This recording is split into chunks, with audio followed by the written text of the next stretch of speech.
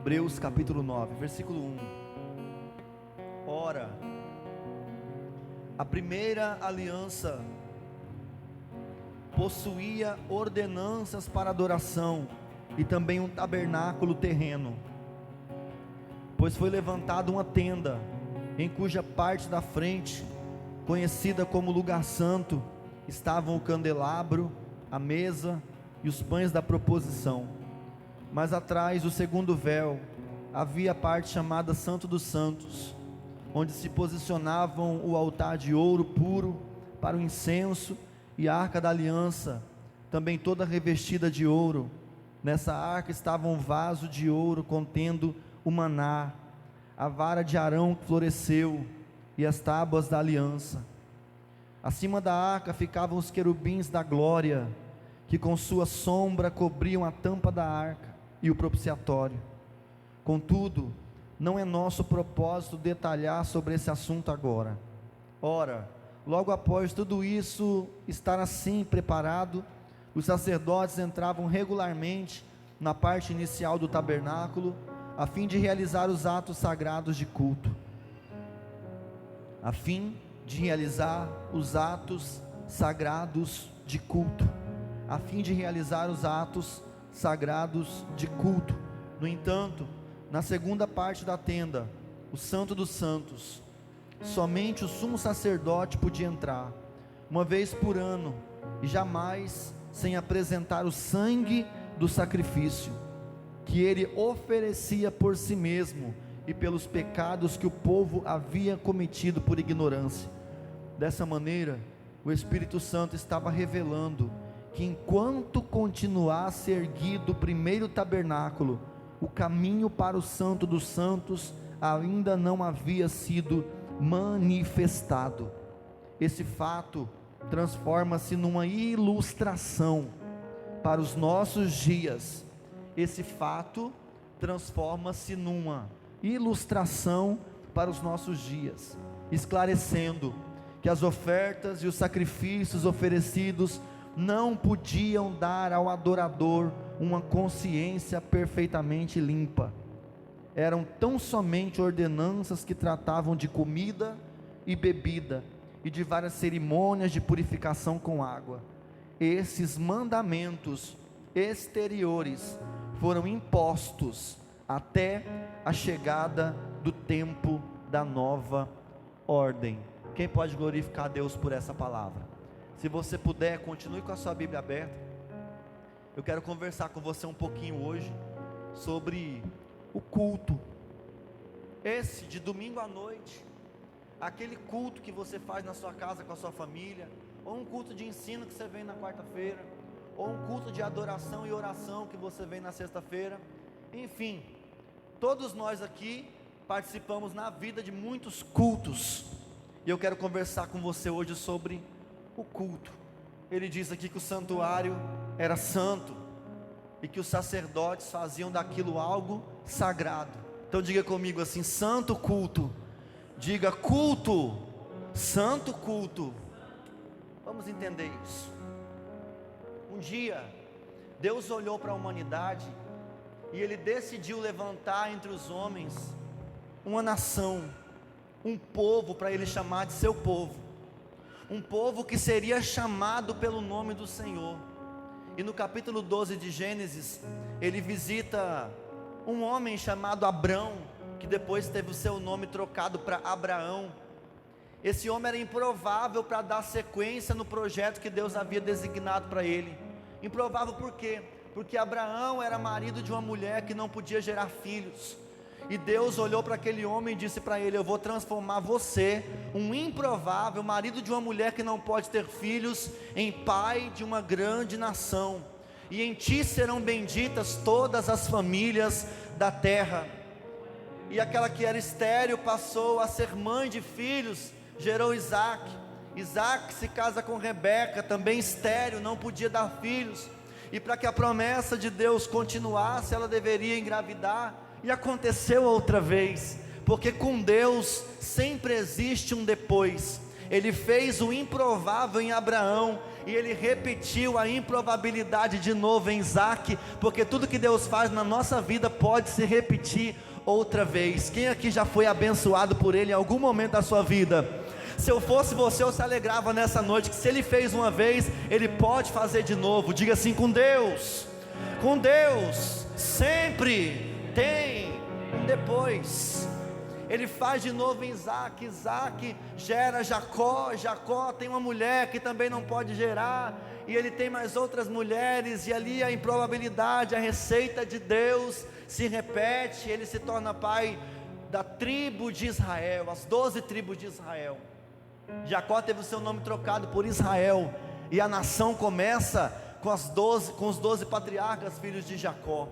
Dentre eles, José, que num propósito divino foi levado até o Egito. Depois toda a família sobe ao Egito. Eu não quero entrar nesse assunto, mas para que você possa entender onde a gente vai chegar. E o povo de Deus agora sobe até o Egito por uma necessidade momentânea, porque onde eles estavam tinha fome, e no Egito tinha comida. Para atender essa necessidade, Deus cria um plano, e movido por uma circunstância, o povo que era chamado pelo nome do Senhor, a nação que Deus estava levantando para ele, a nação que Deus estava edificando para ele, agora estava subindo ao Egito. José morre, mas os filhos continuam, e os filhos morrem, e os filhos dos filhos continuam, e a geração prossegue, até que a gente chega em um ponto da história, que é triste, mas é uma realidade. O povo que era o povo a ser chamado pelo nome do Senhor, o Deus poderoso, o Deus criador, agora se tornou escravos no Egito. Eles não eram escravos por nascimento, eles não eram escravos por descendência, eles não eram netos, filhos, bisnetos de escravos, eles não eram escravos, eles vieram a se tornar escravos. Na vida da gente, acidentes de percurso, coisas que nós não esperávamos acontecem. Aquele povo que era o povo a ser chamado pelo nome do Senhor, agora havia se tornado escravo no Egito. E uma das coisas que a escravidão rouba de uma pessoa é a sua capacidade de se relacionar com Deus. Eu te explico. A primeira geração que se tornou escrava dentro do Egito ainda cultuava Deus. O trabalho era árduo, todo dia trabalhar no sol quente, construindo pedra, construindo tijolo, construindo rua, trabalhando pesado.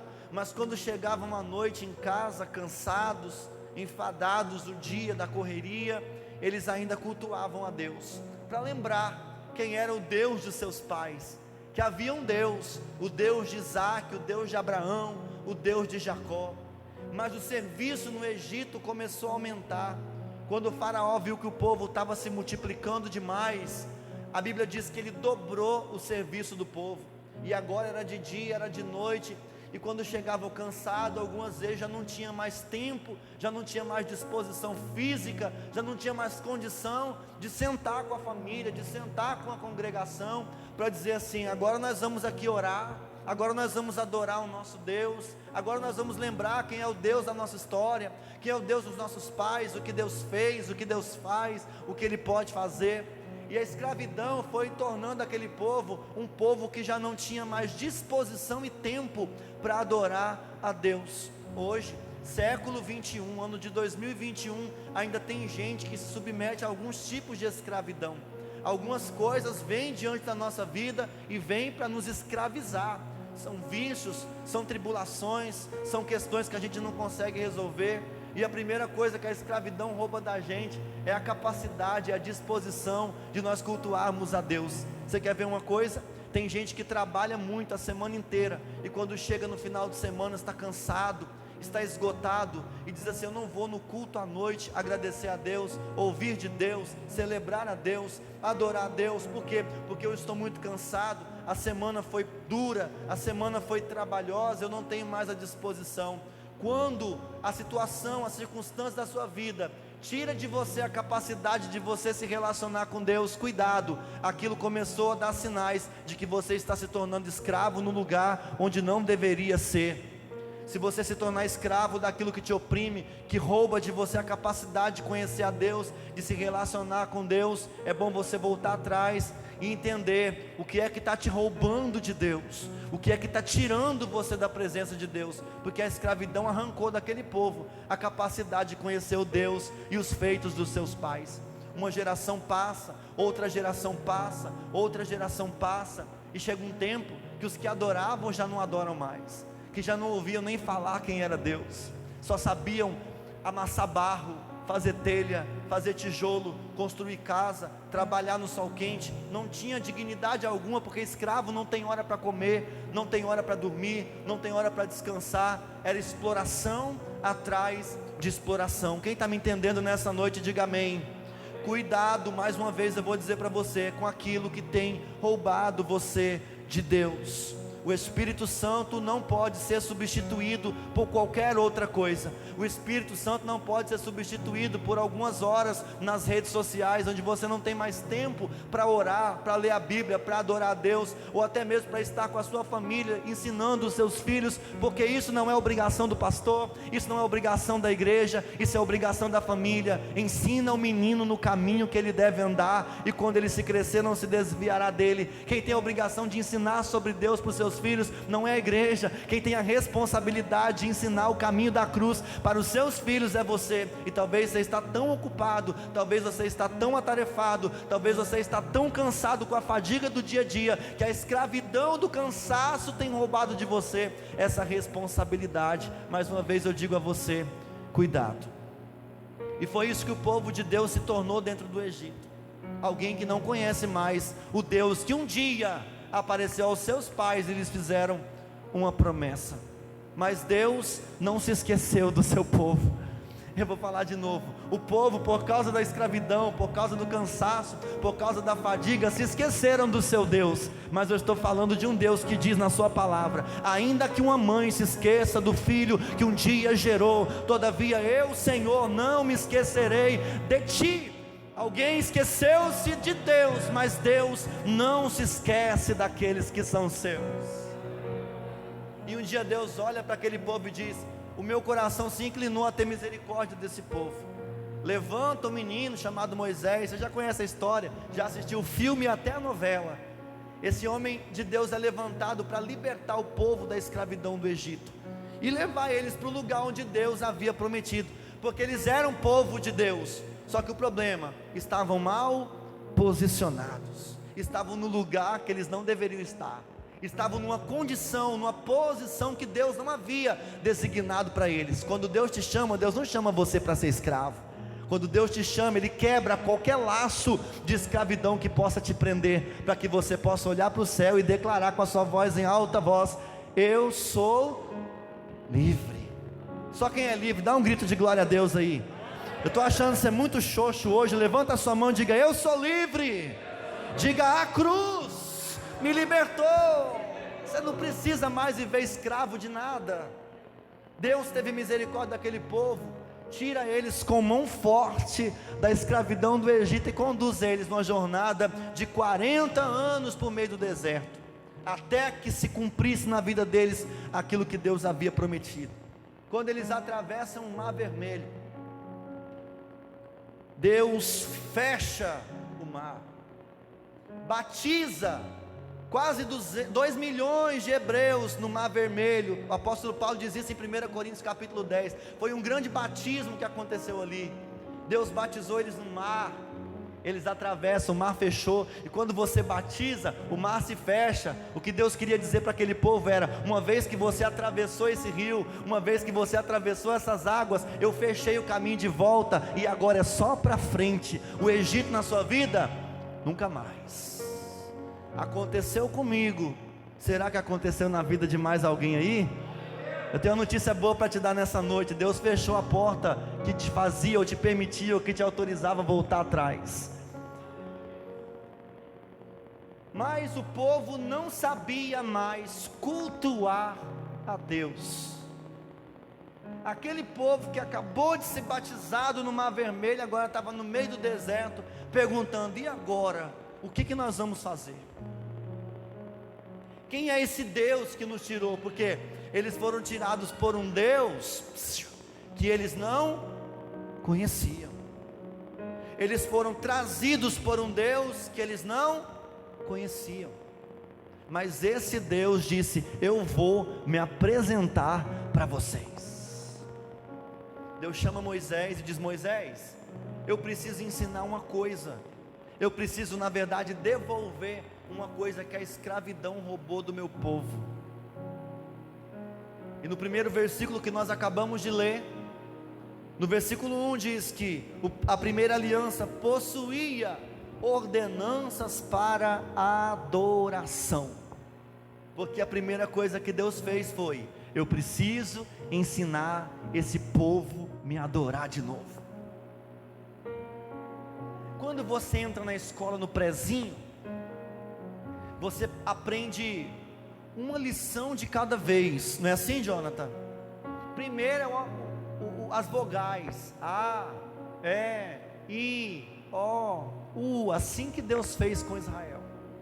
Deus diz: Moisés, constrói um tabernáculo, constrói um templo móvel, e eu vou ensinar para esse povo como é que faz para adorar.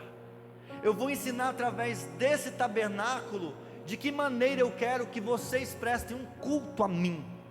E o apóstolo Paulo diz no versículo 10, a gente presume que é o apóstolo Paulo, escritor de Hebreus, não se tem certeza disso, mas nos últimos versículos que nós lemos, diz que isso era uma figura, uma ilustração para os dias de hoje. Então diga comigo assim, só para você me ajudar a pregar: o que Deus ensinou para Israel no deserto era uma ilustração para os dias de hoje. Então não morreu lá, não acabou lá, não se encerrou lá. Deus deseja ser adorado, e o culto tem forma. O que é espontâneo no culto é a adoração. O que é espontâneo no culto é o louvor. O que é espontâneo no culto é a entrega, mas culto tem forma. Por quê? Porque aquele que está sendo adorado explicou, ensinou como é que ele queria ser adorado. Que time você torce, André? Crê em Deus Pai. Corinthians. No dia do aniversário do André, eu vou comprar uma camisa do Palmeiras e vou levar para o André, tamanho G, e dar de presente para ele. Vai ficar feliz? Vai querer limpar o chão com a camisa, porque é uma zica que parece que não sei de onde nasceu. Só para você entender essa ilustração, se eu vou dar alguma coisa para você, eu tenho que dar para você uma coisa que você gosta. Então quando a gente vai oferecer um culto a Deus, não adianta dar para Deus aquilo que Ele não quer. O próprio Deus aparece dizendo assim: eu não quero sacrifício. E o povo ia lá, matava os animais, cortava o pescoço, derramava sangue, e diz: eu não quero isso. Sacrifica os animais. E Deus disse: não, não é isso que eu quero. Eu quero obediência. Eu quero que vocês me obedeçam. Eu não quero que vocês sacrifiquem. O dia que alguém disser para você que a forma de você adorar a Deus é você fazendo sacrifício, corre duro. Deus não está no meio disso, porque o sacrifício Jesus já fez na cruz, você não precisa fazer nenhum mais. Então Deus diz: eu vou ensinar vocês como é que eu quero ser adorado. Constrói o tabernáculo. Nesse tabernáculo, olha aqui para mim, tinha uma porta, que eles chamavam de caminho, e nesse caminho tinha um altar do sacrifício. Quando a pessoa chega na porta do templo, na porta do tabernáculo que Deus mandou construir, tem um altar do sacrifício, porque eles traziam uma vez por ano um animal para ser sacrificado, porque isso era a antiga aliança. O Cordeiro de Deus ainda não tinha se manifestado, e o texto que nós lemos diz exatamente isso. Essas coisas iam se repetindo, o sacrifício de sangue derramado no altar, esse serviço no tabernáculo, foi só até que a nova ordem fosse manifesta. E quem é a nova ordem? Jesus. Mas lá era assim: ele chegava, sacrificava o animal, derramava o sangue do cordeiro no altar do sacrifício, que era a primeira coisa que eles encontravam no lugar de culto. Então eu quero dizer para você, a primeira coisa que você encontra no lugar de culto é um altar do sacrifício. Só que o altar do sacrifício na nova aliança não é trazido, o sacrifício não é trazido nas suas mãos, não é uma oferta que você traz no altar, não é um animal que você traz para ser derramado o sangue dele. No altar do sacrifício, o sacrifício é você. Porque o apóstolo Paulo diz: já estou crucificado com Cristo. Ou seja, quando você quer adorar a Deus, se você não morrer, Ele não recebe a sua adoração. Vou falar de novo: se você quer ter uma vida de adoração a Deus, você precisa primeiro passar pelo altar do sacrifício. Só que o altar do sacrifício é onde você morre para todas as suas vontades, para que você possa ressuscitar com Cristo. Porque assim como Cristo morreu na cruz, convém também que nós morramos no sacrifício da cruz. O Evangelho não aponta para um bolso cheio de dinheiro, o Evangelho aponta para uma cruz, para você morrer nela todo dia. Quem entende isso? Por isso tem gente que rejeita a mensagem do Evangelho, porque eles querem atrair as pessoas dizendo que elas vão se dar bem na vida. E Jesus não disse isso. Ele disse assim: se você não morrer, você não pode herdar a vida eterna. Se você não se sacrificar a sua vida, a sua vontade, as suas paixões em favor desse reino, você não é digno desse reino. Quem está me entendendo, diga amém. Então para Deus receber o seu culto, para Deus receber a sua adoração, você precisa sacrificar. E o sacrifício é a sua própria vida. Você acha um sacrifício sair de casa domingo à noite e vir para o culto? Quem acha um sacrifício? Que bom que ninguém respondeu, porque eu conheço gente que acha um sacrifício. Isso é um domingo, dia de culto. Ah, meu pai, para mim é um prazer estar aqui, para mim é uma alegria estar aqui, para você também. Mas você teve que deixar algumas coisas para estar aqui. Então esse sacrifício não é sentido, mas ele existe. Passar 2 horas sentado numa cadeira, ouvindo um pregador falar, para você talvez que está habituado com isso, não entenda como um sacrifício. Mas o sacrifício existe. Você podia estar fazendo qualquer outra coisa, mas você decidiu estar aqui. Então já tem sangue nesse altar. Alguma coisa já morreu para você estar aqui hoje.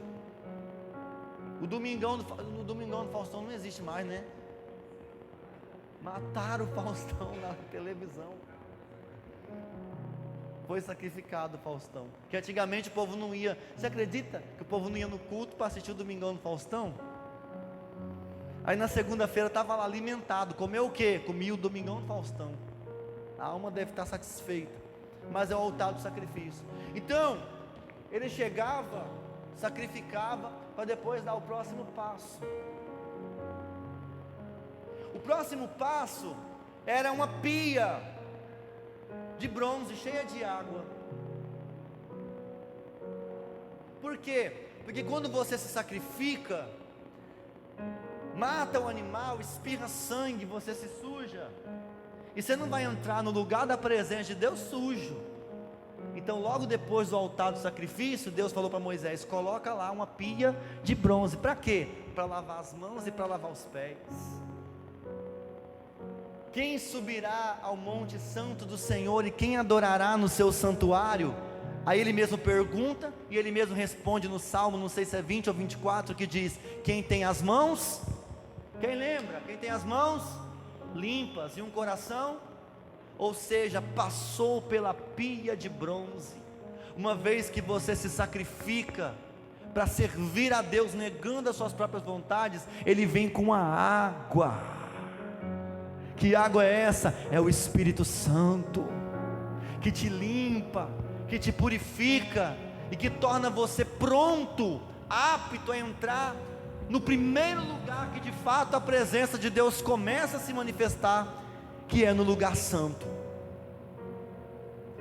Então entenda, a primeira coisa, para entrar na presença de Deus e oferecer um culto agradável a Deus, tem que ter sacrifício, entrega, você morre.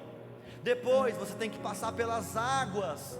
Que águas são essas? Águas da purificação, onde o Espírito Santo te sela, te limpa, te lava e você está apto a entrar. Aí tinha a segunda porta. A primeira porta se chama caminho. E a segunda porta? A segunda porta se chama verdade.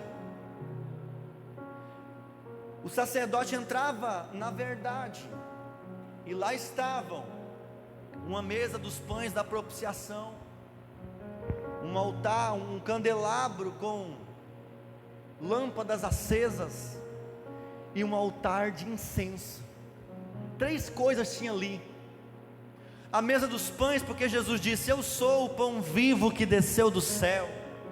Então ele estava lá. Depois ele disse: eu sou a luz do mundo, e aquele que está em mim não andará em trevas. Tinha uma luz com um candelabro lá, ele estava lá. Aí você vai dizer: não, mas Jesus não tinha nem nascido. Ele não tinha nascido, mas antes que tudo se formasse, ele já era. Então quando Deus decidiu ensinar o seu povo sobre adoração, ele disse: se o Cristo, se Jesus, o pão vivo que desceu do céu, a luz do mundo, o sacrifício perfeito, a água que limpa, se ele não estiver no meio da adoração, não faz sentido prestar esse culto a Deus. Sabe o que torna esse culto que nós estamos oferecendo a Deus hoje legítimo? Jesus está presente. Porque se Jesus não estiver presente, não faz sentido prestar culto. Se Jesus não está presente, não faz sentido tomar banho, pôr uma roupa e ir no lugar onde Jesus não está.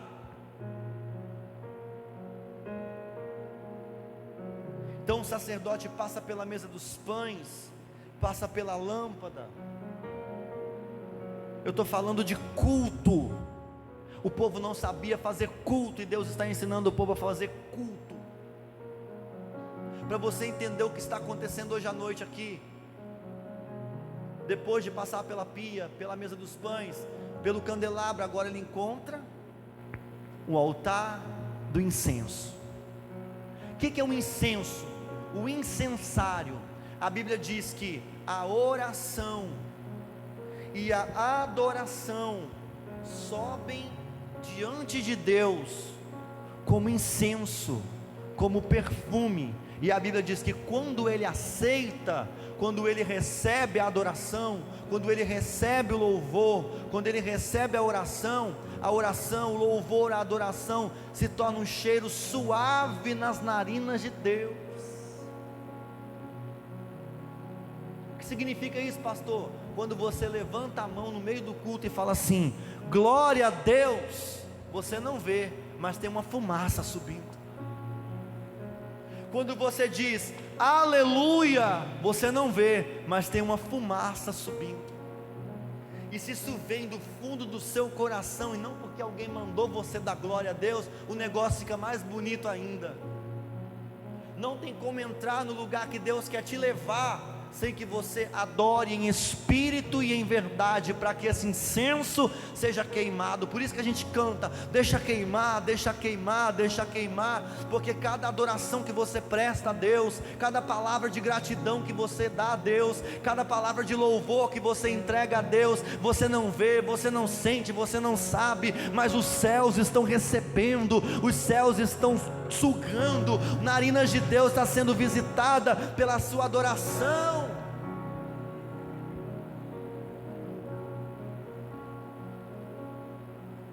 Sobe.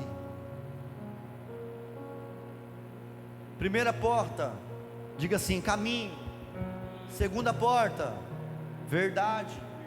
Aí depois que ele passa pelo incensário, vem a terceira porta. Qual que é a terceira porta? Vida. Por quê? Porque entrar naquele lugar é uma questão de vida ou morte. Porque se alguém entrasse de maneira indevida ali, morria. Um culto que não é legítimo é um culto que promove morte. Vou falar de novo. Um culto que não é legítimo é um culto que promove morte. Então cuidado quando você chega, entra e só o corpo senta na cadeira e a cabeça está preocupado se deixou a panela do feijão ligada ou não.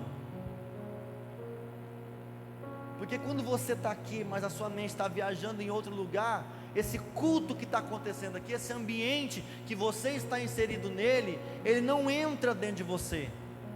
E o que acontece com isso? Toda vida que o culto produz não tem efeito dentro de você. Por isso que a pessoa sai e fala assim: eu não senti nada hoje, eu entrei ruim, saí pior. A culpa não é da igreja, a culpa não é do ministro, porque tem gente que não tem maturidade espiritual ainda, e ainda acha que a adoração dele depende de quem está com o microfone na mão. Ou seja, o culto dele não é legítimo. O culto dele é monitorado, o culto dele é manipulado. O seu culto não pode ser manipulado, tem que ser em espírito. Me ajuda? E em verdade. Mas a prova dos 9 só é tirada quando ele sai do incenso e ele entra numa cortina, vida. Por isso que Jesus disse: eu sou o caminho, a verdade e a vida. Ninguém entra até o Pai, ninguém chega ao Pai se não passar primeiro por mim. Então não é assim, chegando de qualquer jeito, tem um caminho a ser percorrido. Quem está me entendendo, diga amém. Aí tem uma cortina, só o sumo sacerdote podia entrar lá dentro, não era qualquer pessoa que entrava. Tinha o sacerdote e tinha o sumo sacerdote. Até no lugar santo, que era no lugar do candelabro, das lamparinas, dos pães e do incensário, o sacerdote entrava. Mas nesse lugar que era chamado lugar santíssimo, ou santo dos santos, só o sumo sacerdote entrava. Aí, vou te mostrar como é que era. Me ajuda? Tinha uma cortina. Aí ele entrava. Quando ele entrava, a cortina batia nas costas dele. Aí, ele tinha que dar 7 passos até o lugar onde estava a Arca da Aliança. O que era a Arca da Aliança? A Arca da Aliança era um caixote de madeira, todo revestido em ouro 24 quilates, e tinham 2 querubins esculpidos na tampa desse caixote, dessa arca. E esses querubins, eles uniam as suas asas em cima da tampa, que era chamada de propiciatório. E no meio daqueles 2 querubins, a presença de Deus ficava ali, entende? A glória de Deus ficava ali. Quem já cantou derrama a sua Shekinah sobre nós? Na verdade, o termo que eles utilizam para aquela manifestação de Deus que estava ali, a própria presença de Deus ali era Shekinah, ou seja, a presença de Deus estava em cima da arca, no meio dos 2 querubins. E o sacerdote tinha que dar 7 passos até chegar diante da arca para poder adorar, prestar o seu culto ali e perceber e participar da presença de Deus. E quando ele entrava ali, Jonathan, que Deus recebia aquele culto, a fumaça tomava conta daquele ambiente, porque a glória de Deus descia com um peso extraordinário sobre aquele lugar, de maneira que o sacerdote ia caminhando, dando 7 passos, e quando ele dava o 7º passo, ele estava ali, diante da presença viva de Deus, e ninguém via mais nada, porque a fumaça da glória de Deus já tinha envolvido tudo. Por isso tem uma canção que a gente canta que diz: no santo dos santos, tua fumaça me esconde, só teus olhos me vê, debaixo de tuas asas é o meu abrigo. Sabe, a fumaça que me esconde é a fumaça da glória de Deus, se manifestava ali, debaixo de suas asas é o meu abrigo. Era onde o sumo sacerdote percebia, sentia palpavelmente a presença de Deus manifesta no meio deles.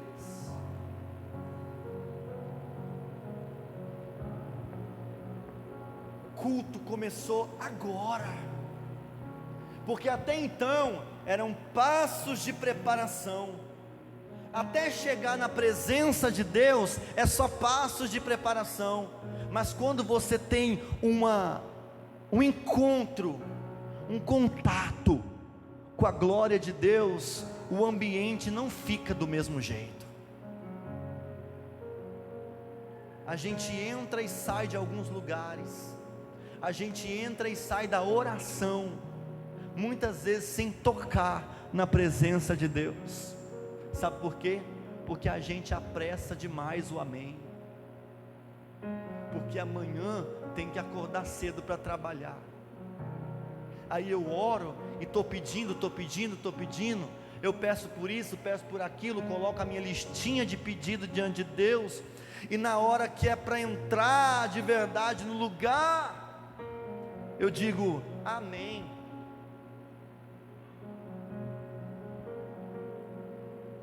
Porque eu estou cansado. Você entende? Deus estava ensinando o povo a estar com Ele, a adorar a Ele. Só quem entrava era o sumo sacerdote. Mas no dia que Jesus morreu na cruz, no templo onde estava aquela indumentária toda, havia um véu, havia uma cortina, e quando Jesus morreu, 3 horas da tarde, ele gritou: Pai, está consumado, e morreu. A Bíblia diz que lá no templo, de alto a baixo, o véu se rasgou. O que Deus estava querendo comunicar ao mundo inteiro? A partir de hoje, você não precisa que alguém entre nesse lugar por você. A partir de hoje, você é um sumo sacerdote diante de mim. Você pode ter acesso, você pode entrar. Porque naquele tempo, se eu tinha um relacionamento com Deus, eu tinha que pautar isso tudo num sacrifício, entregar na mão do sacerdote, e o sacerdote ia lá provar a presença de Deus no meu lugar. Agora Deus rasga o véu do templo de alto a baixo com a morte de Cristo, dizendo: o último sacrifício foi concluído, e a partir de agora, qualquer um de vocês com o coração quebrantado e arrependido pode chegar diante do Pai, pode desfrutar da presença de Deus, que não está mais dentro de um templo, que não está mais dentro de um caixote, que não está mais em cima de uma arca, mas agora essa arca é você, Ele está dentro de você, você só precisa acessar esse lugar.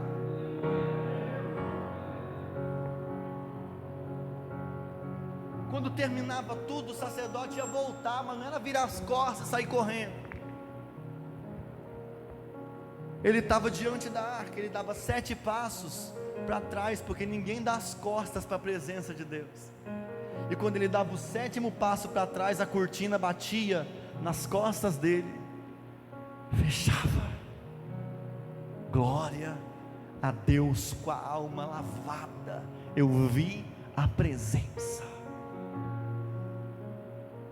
Como é a sua vida de oração? Como é o seu culto? Esse culto aqui é coletivo. Esse culto é coletivo, mas esse culto coletivo só é possível porque tem indivíduos aqui dentro, porque o coletivo não é outra coisa senão a união dos indivíduos.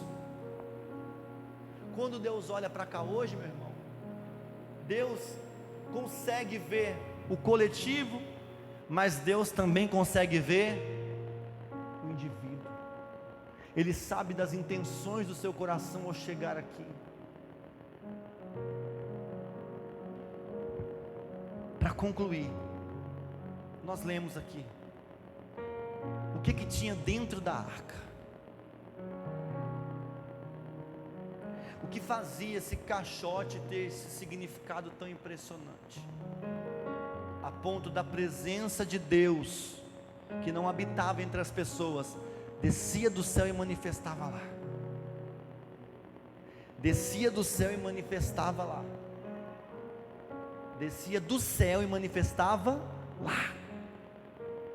Oh, irmão, que privilégio nós temos hoje, porque a presença de Deus já está entre nós. Ele não faz uma viagem para chegar até aqui, Ele já mora aqui. Ele mora aqui. Ele habita aqui. Quando você acorda, Ele acorda também. Quando você dorme, Ele não dorme, Ele fica acordado cuidando de você. Ele está dentro de você. dentro, eles experimentaram a figura. Tudo para eles era comida, bebida. Você viu aqui, era o pão, era a água, era um bicho. Para nós todas essas coisas materiais perderam o significado. Daqui a pouquinho o culto termina, a gente fecha as portas, e sabe o que fica de sagrado aqui dentro? Nada. Isso aqui é só mais um salão. Se a gente alugar em outro lugar, amanhã pode ser um boteco aqui. Por quê? Porque não tem nada sagrado sem você. Deus olhou para você e disse: você é sacerdócio santo. Porque o culto é santo. Diz para você dizer comigo: culto, santo culto. Por que é santo? Porque o microfone foi ungido? Porque é santo? Porque a Bíblia está aberta? Não, é santo porque você está aqui. E Ele te santificou. E Ele olhou para você e te chamou de meu. Ei, o que tinha dentro da arca? 3 coisas: um pote de maná, as tábuas da lei e a vara de Arão que floresceu. A presença de Deus se manifestava lá, e lá tinha um pote de maná, lá tinha as tábuas da lei, e lá tinha a vara de Arão que floresceu. E a presença de Deus manifestava lá. E nós lemos aqui que todas essas coisas eram figura para os nossos dias de hoje. Então, como se manifestava lá, também se manifesta aqui. E lá tinha um pote de maná, as tábuas da lei e a vara de Arão que floresceu. E aqui tem que ter pelo menos alguma coisa que se pareça com isso. Vamos espiritualizar. Um pote de maná. Quando eles saíram do Egito, atravessaram o Mar Vermelho. Deixa eu beber uma água aqui. Deus fez descer o maná do céu. O que era o maná? O maná era um pão. Era tipo um pozinho de baunilha que caía como orvalho. De manhã cedo, os filhos de Israel recolhiam, faziam comida, fazia bolo, fazia pão com aquele maná. Era o pão que Deus dava para eles todo dia. Só que tinha um segredinho: só podia usar o maná do dia. Se você guardasse um pouquinho de maná numa vasilha Tupperware e guardasse dentro do armário, fazendo propaganda. Tem alguém que vende Tupperware aqui? Tem alguém que vende Tupperware aqui? Não? Está perdendo. As mulheres ficam doidas. Se você guardasse a vasilhinha de maná na geladeira, não tinha geladeira, no armário, sei lá se tinha armário, no dia seguinte, no outro dia, quando ia olhar, apodrecia. E Deus dizia: não guarda para o dia seguinte, come o que eu te der hoje. Por isso que Jesus disse: o pão nosso de cada dia nos dai hoje. Eu disse que o povo esqueceu quem era Deus, e Deus levou eles no deserto para ensinar. E o que Deus ensinava quando Ele dizia: o maná você tem que colher por dia, não pode guardar para o dia seguinte, porque Deus estava ensinando o povo a depender dEle. Você tem que dormir acreditando que amanhã, na hora que você acordar, o maná vai estar lá. Mas alguém insistia em guardar dentro da vasilhinha, porque vai que Deus não manda o maná amanhã. Será que isso se parece com alguém que diz: e se Deus não fizer? E o Senhor está dizendo: presta atenção, eu fiz ontem, eu fiz hoje, e amanhã eu faço de novo. Vou falar de novo para você dar um glória a Deus. Deus está querendo te ensinar. Muitas vezes a gotinha de Deus cai na sua cabeça, e você fala assim: eu queria uma abundância, mas Deus está te dando uma gotinha. Ele está te ensinando: eu fiz ontem, eu fiz hoje, e amanhã eu faço de novo. Confia. Mas o Senhor dizia: no sábado vocês não trabalham, no sábado vocês descansam. Então na sexta-feira vocês podem guardar. Guarda, recolhe para sexta e recolhe para o sábado, porque no sábado vocês não vão recolher, já vai estar guardado. Da sexta para o sábado o maná não apodrecia. Quem sabia disso? Ninguém sabia disso? Que legal, se o culto acabasse aqui agora, pelo menos uma coisa já aprendeu. No sábado ninguém precisava recolher maná.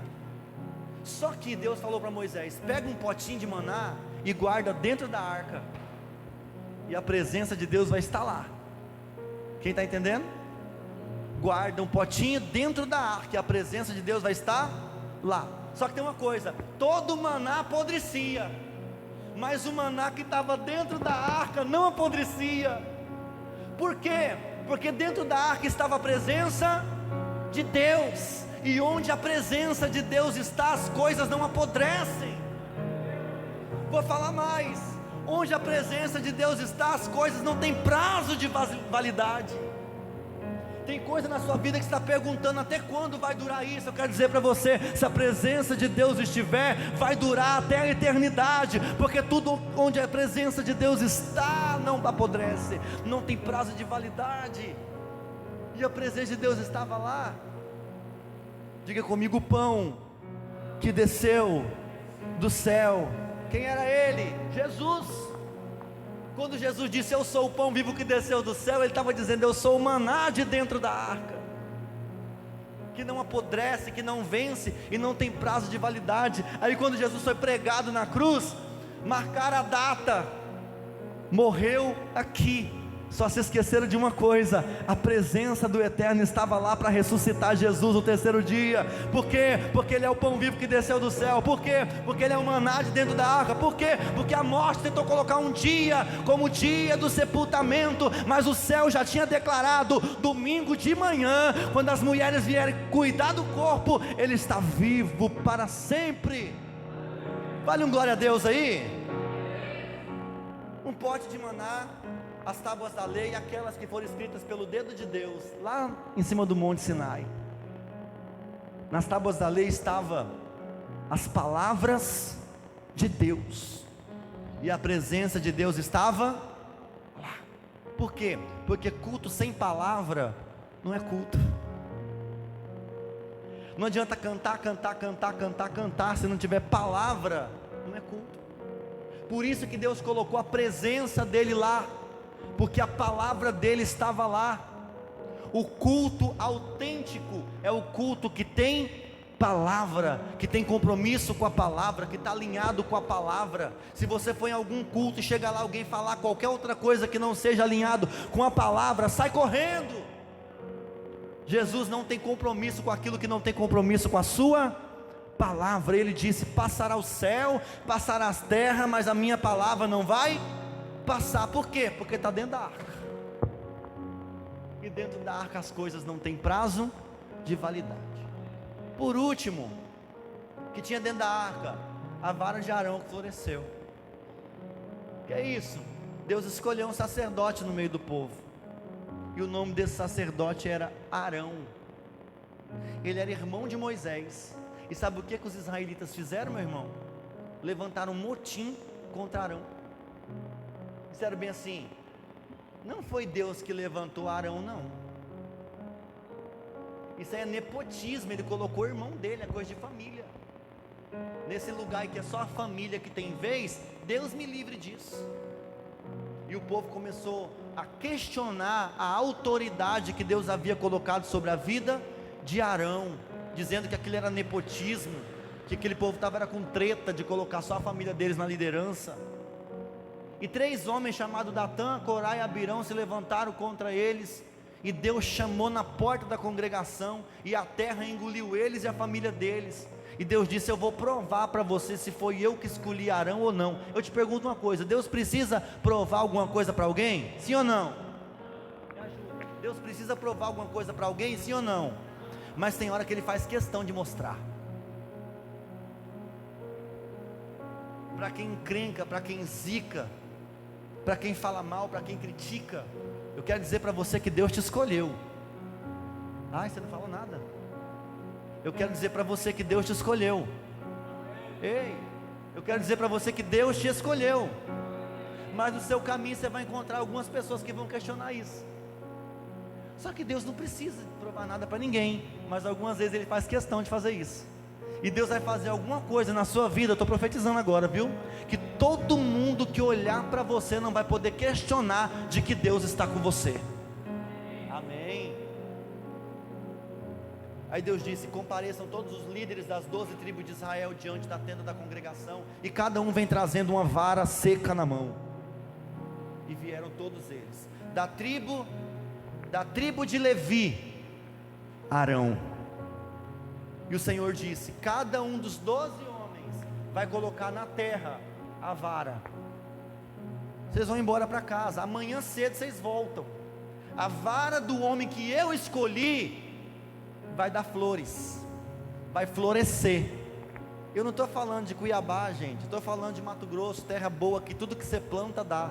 Eu estou falando da areia quente do deserto. Eu não estou falando de 3 meses, estou falando de um dia. Deus falou: vai embora e amanhã volta.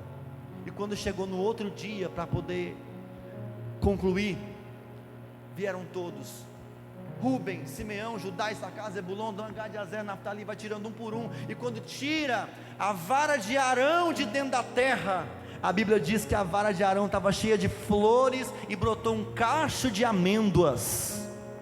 Você vai para dizer um glória a Deus aí, gente? Quem sabia disso? Uma pessoa sabia, e o resto tudo sabia. A vara de Arão floresceu e deu amêndoa. Só que Deus falou: a vara do homem que eu escolher vai florescer. O que Deus falou que ia acontecer com a vara? Florescer. Mas floresceu e deu um cacho de amêndoa. Mas Deus só falou que ia florescer, porque algumas coisas na sua vida, Deus diz que vai fazer e faz exatamente o que Ele diz, mas outras vezes tem surpresa de Deus para acontecer. Não, você não entendeu. Eu estou profetizando, gente. Você não está aqui num culto. Que culto que você veio participar hoje? Vou dizer para você de novo: você, pelo amor de Deus, reage de alguma forma. Eu estou dizendo para você que algumas coisas que Deus diz que vai fazer na sua vida, Ele vai fazer exatamente como Ele disse, mas no meio desse processo tem surpresa de Deus para acontecer, porque Deus surpreende cada vez mais. Puxa, amêndoas. Agora todo mundo em Israel sabe que foi Arão e sua casa que Deus escolheu, e Deus disse: pega a vara de Arão e coloca dentro da arca. Fica de pé no seu lugar. Porque a vara de Arão dentro da arca? Eu disse que a presença de Deus estava lá. E aquela vara representava a autorização de Deus sobre o ministério do sacerdote. Vou falar de novo. Aquela vara representava a autorização de Deus sobre o ministério do sacerdote. Aí nós estamos na nova aliança.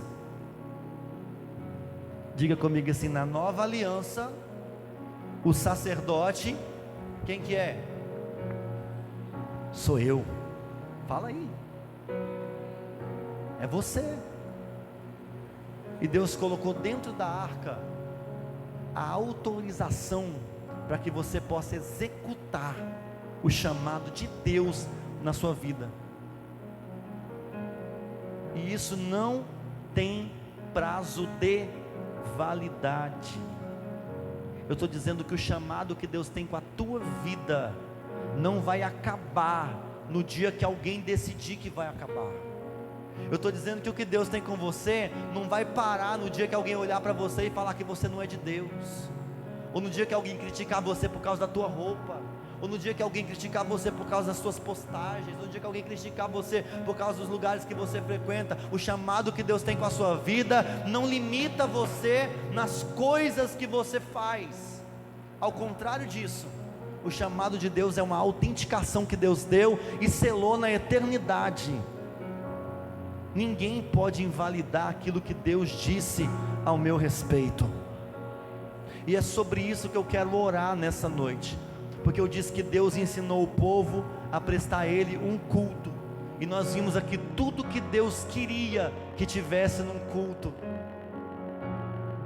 E quando nós vivemos hoje como igreja, nós percebemos que todas essas coisas Cristo nos proporcionou através do Espírito Santo. Deus colocou a presença dEle dentro de nós. Deus só descia no altar autêntico. Deus só descia no culto verdadeiro. E quando eu olho para você e percebo que a presença de Deus está em você, isso significa muito para mim. Significa que você foi aprovado por Deus. Agora, se você diz: eu não consigo sentir, eu não consigo esboçar reação, para mim é como se isso e nada fosse a mesma coisa, então significa que esse altar ainda não é autêntico dentro de você. Mas tem uma coisa que você pode fazer, ou pelo menos começar. Qual era o primeiro lugar que o sacerdote entrava no templo?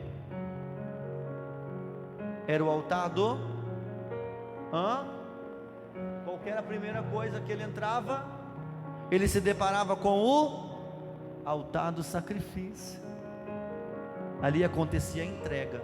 Então, se você não se sente ainda um altar legítimo, Jesus está aqui nessa noite para trazer no teu coração a manifestação desse altar. Ele quer morar dentro de você. Peça isso para Ele agora. Nós vamos orar.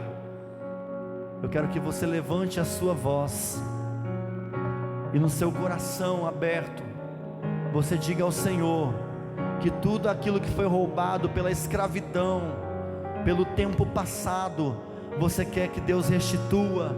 Ele ensinou Israel como fazer isso, e Ele te trouxe aqui hoje para ensinar você também.